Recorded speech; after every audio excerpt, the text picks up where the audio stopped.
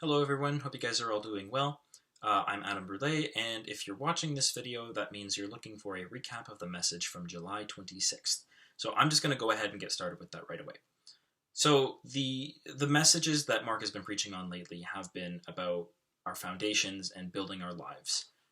Last week, Mark talked about how Jesus is our foundation, and this week he talked about how our actions are like us building upon that foundation. Um, Now, in real life here, we have like strict codes and guidelines and rules about building houses so that, our houses are built safe, they're built sturdy, like they have to be built to a code, otherwise, people can get in big trouble.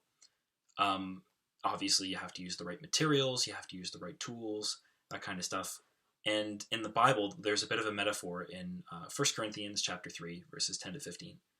And it talks about how the motivation behind our actions, the reasons why we do things, kind of dictates what materials we use to build on the foundation of Jesus. So if we do things out of an earthly motivation, so whether that's your own needs, whether that's your own selfish desires, whether like whatever it might be, that's like you're building a house out of straw, wood, stubble, hay, very cheap, very materials that aren't very valuable.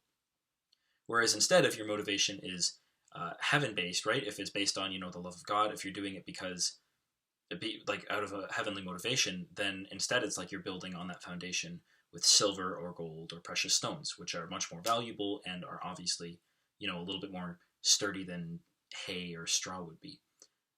Now, the reason the Bible talks about this whole analogy is because in the end, like in the day of judgment, when we stand before Jesus, it'll be like that house gets set on fire, and we'll be able to see, what our houses were truly made out of.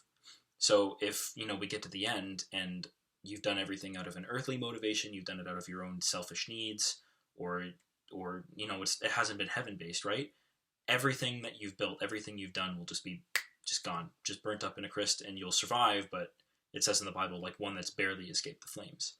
On the other hand, if everything you do is out of a heavenly motivation, right? If you do something with the love of God in your heart instead, silver and gold and diamonds and precious stones and all that stuff's not going to burn in a fire. You need a very special fire for that. And so that stuff would, that'll survive, and that'll be given to you as a reward.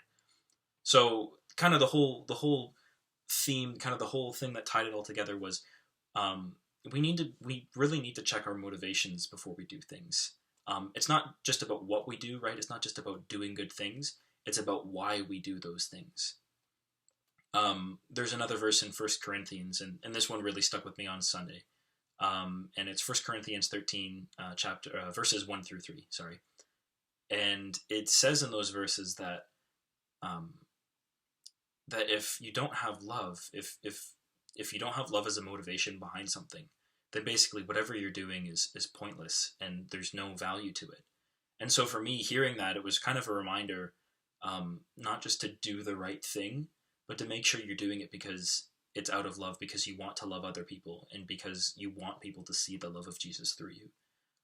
So that was a good reminder for me, and that was kind of the biggest takeaway I got. So, but yeah, that'll about do it. That's a summary of the message from July 26th. Thank you so much for watching, and hopefully we see you next week. Take care.